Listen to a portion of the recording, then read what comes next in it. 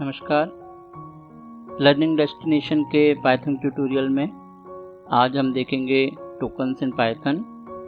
हमारे key points हैं tokens, types of tokens and summary. As पर definition, tokens are smallest individual unit of program. They are also known as lexical unit. So that means for every program we have certain parts, smallest part, which make up the whole program, and we cannot write a program without completely understanding these tokens, because which type of things will be used can only be determined by a complete understanding of tokens. We actually have 5 types of tokens: keywords, identifiers, literals, operators and punctuators. So now we are going to see all of these in details, that what are the functions of all these 5 types of tokens. First of all, keywords. So keywords are reserved words and they convey special meaning to the program. That means these are the words reserved by the programming language for self-use. There are certain words whose meanings are predefined, and we can use these words only for that predefined meaning or predefined space or purpose. We should have a fair idea of what are the different types of keywords we have. So we are going to see some examples of keywords.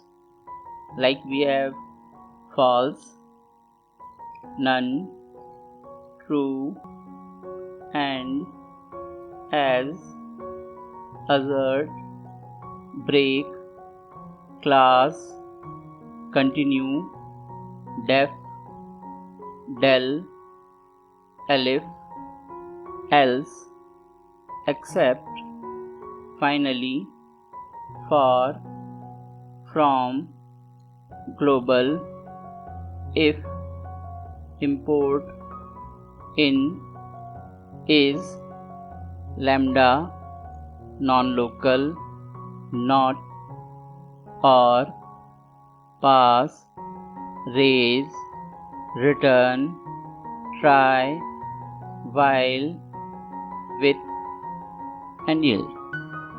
This is just a sample list.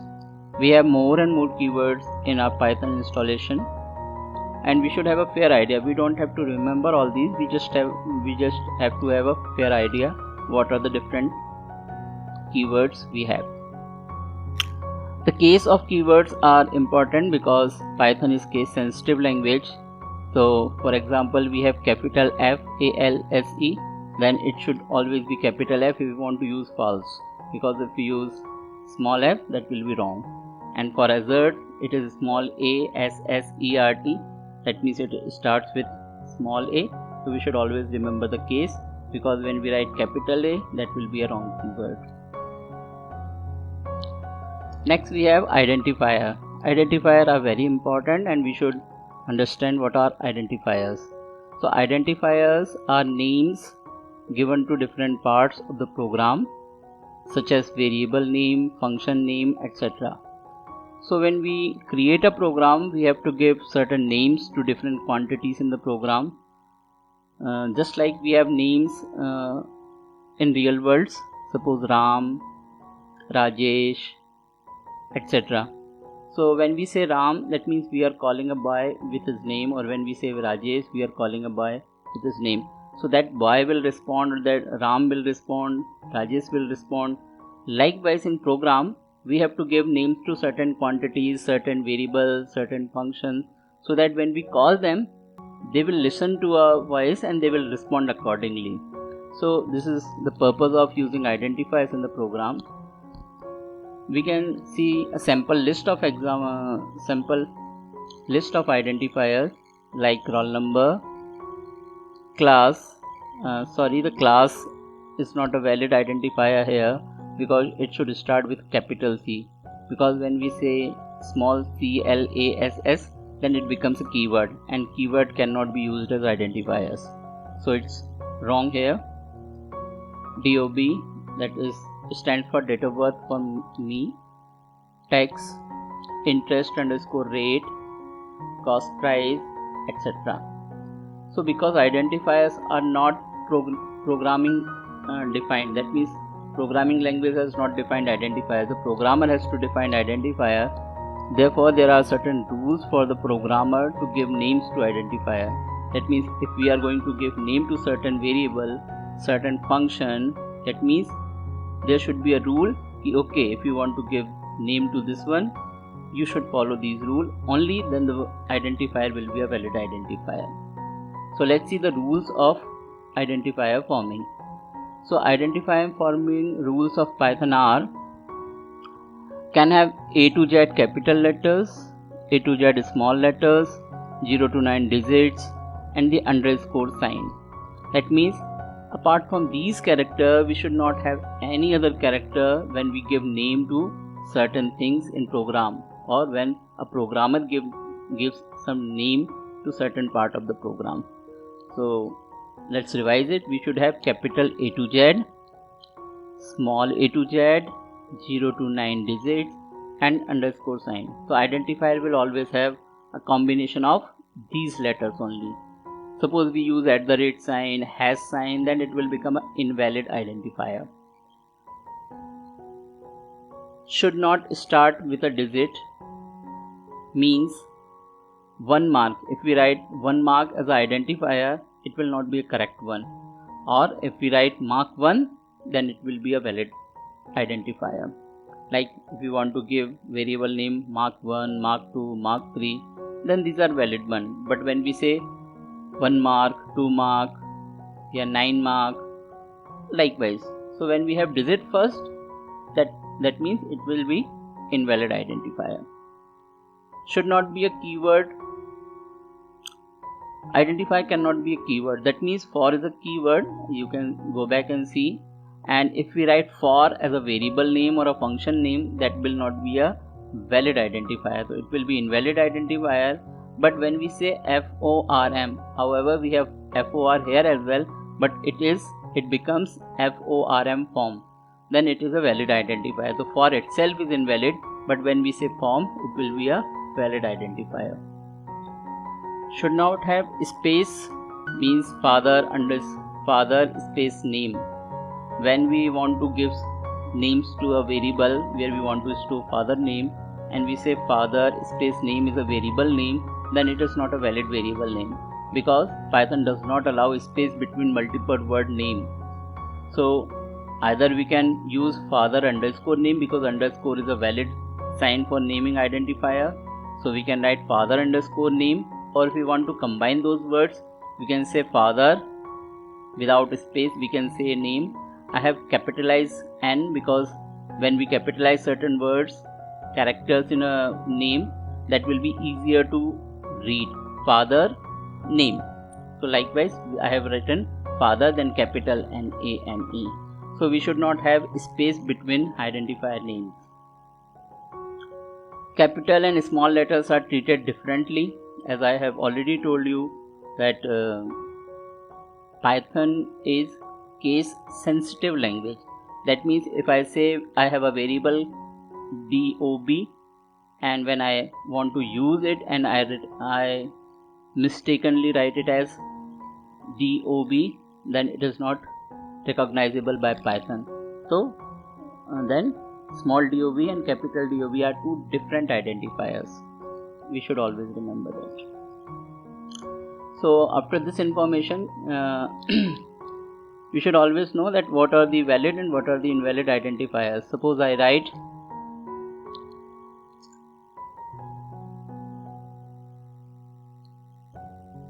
so we will see that later. Now we are going to see the next literal, next token, that is literals. Literal is also important part. So literals are data items that have a fixed value or a constant value. So the value we use in a program are known as literals. So any fixed value, any data value when we use in program will be considered as literals. Python supports several kinds of literals. So let's see what are those kinds of literals we have. So string literal. Suppose we have Rajesh, Madhya Pradesh. So literals can be enclosed in double quotation marks, single quotation mark if they are string literals. We can also have triple quotation mark. We will understand them later that what are triple quotation mark. But when we want to write multiple line literals, we can have either triple quotation mark, or we can start hello and write a slash sign at the end of the line, and we can continue the line in next line. So these are the literals. These are single line literals. Rajesh is a single line literal. Madhya Pradesh is a single line literal. Hello world is a multiple line literal because we have enclosed it in triple quotation mark, and hello with a slash can also be a multiple line string literal. Then we have next type of literal is numerical literals. In numerical literals means if we want to use number, so we can say we have int literal or integer literal, floating point or real literal, and complex literals. Let's understand what is integer. So integer literals can be of three types. We basically use decimal form. For example, 245 is a value, so it will be a integer value and or integer literal. Minus 200 can also be a integer literal because it is integer value. Non-fractional values which does not have any decimal point are known as integer values, and when they are in decimal form, they will be known as decimal literal. Octal literal, we know that we have certain number system: octal, decimal, hexadecimal, binary. So Python allows manipulation of those values as well. So if we want to say I have octal integer type literal, so we will start it with 0 and O and 35, then it qualifies for a octal value. 0O63 will be a octal value. Hexadecimal form, so 0x25A, 0xa9c, these are your hexadecimal literal.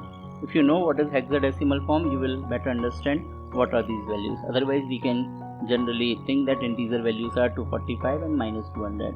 So these are your integer decimal literal. We will mainly work with these types of values.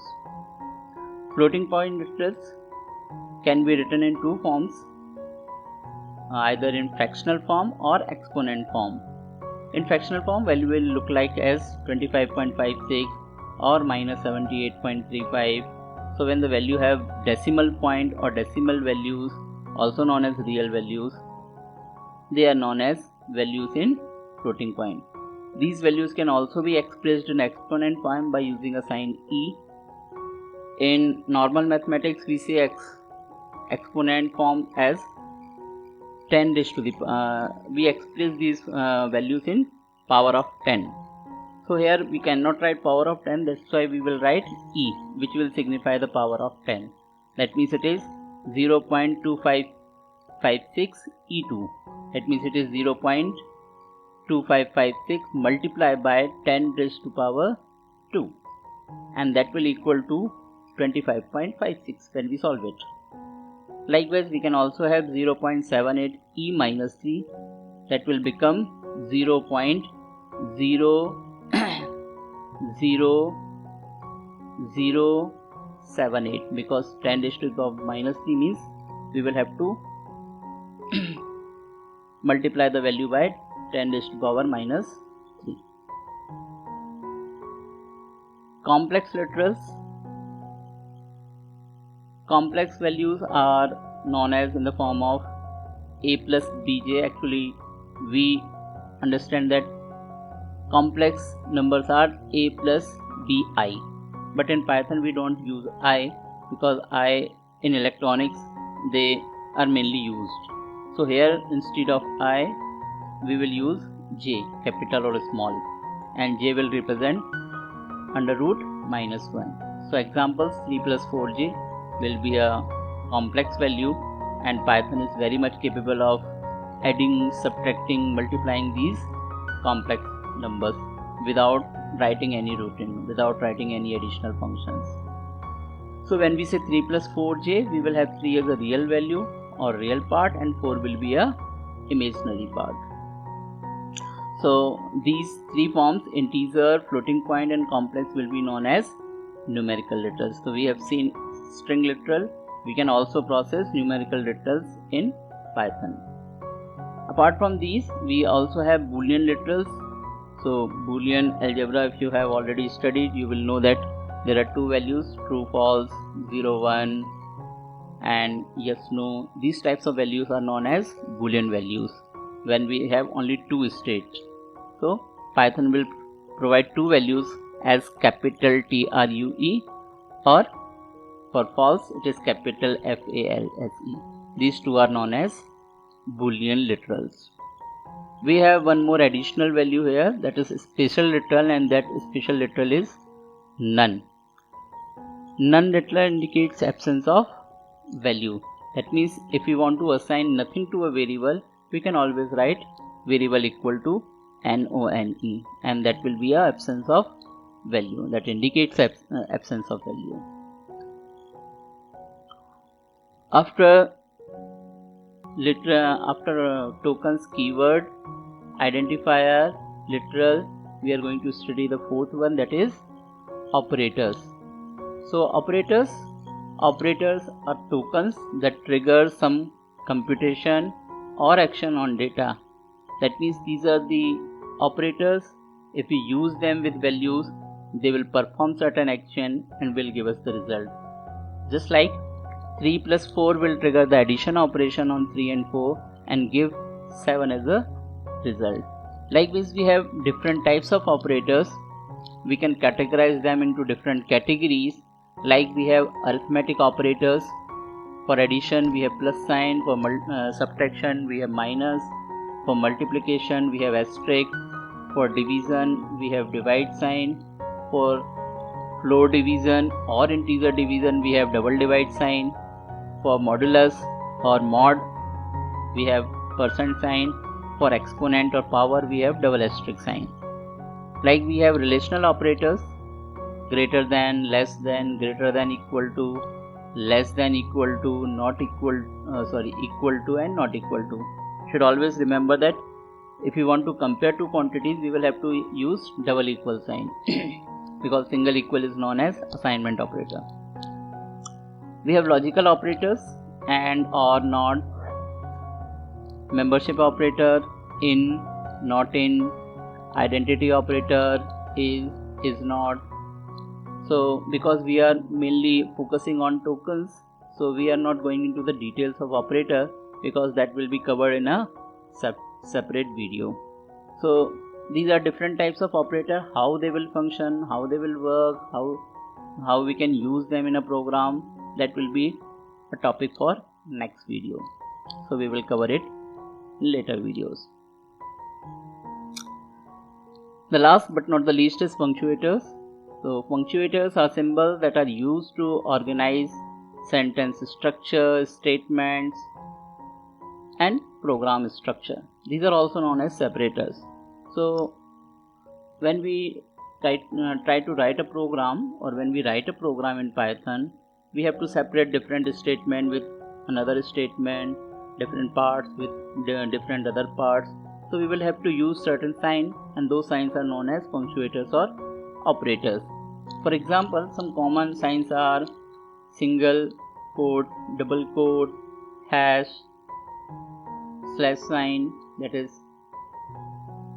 backslash, rounded bracket, curly bracket, square bracket, at the rate, comma, colon, dot, equal. These are known as punctuator signs. So let's see in a program how they can be used. So in summary, we can say if we have a program, a sample program, we can have a is equal to 5.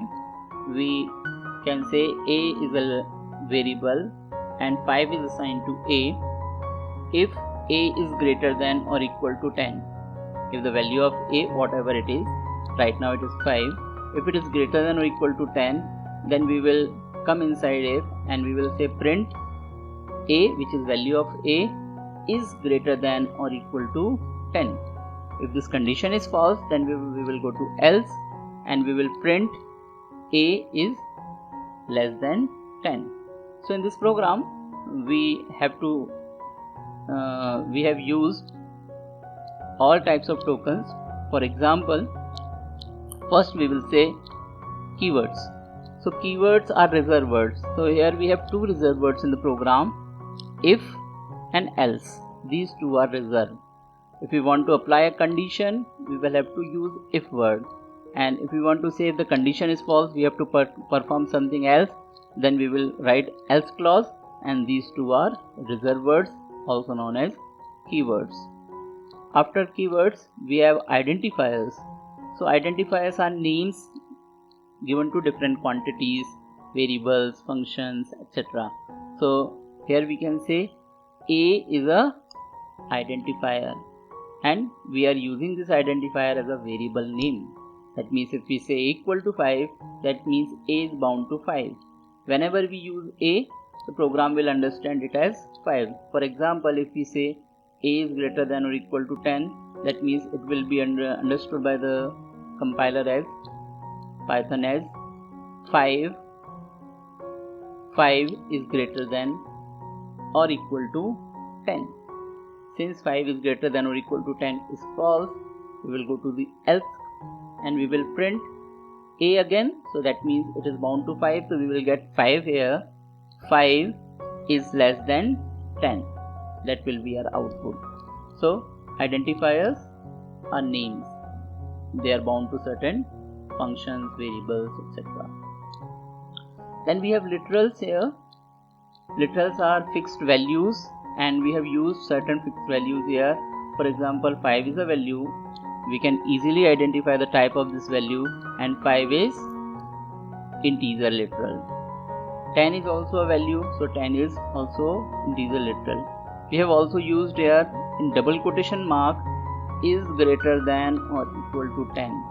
So since it is enclosed in double quotation mark, so this is your string literal. Double quotation mark is less than 10, this is also your string literal. So these are some literal values. After literal values we can see operators.